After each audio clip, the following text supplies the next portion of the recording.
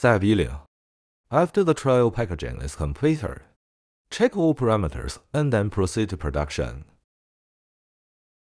Turn on the conveyor detection and place the products as close as possible to ensure their continuity.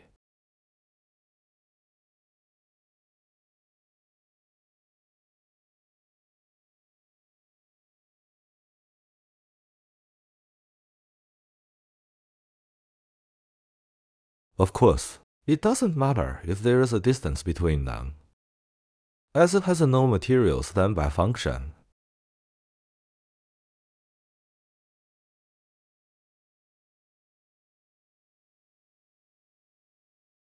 After the last package of products arrives at the belt, turn off the conveyor detection and continue packaging.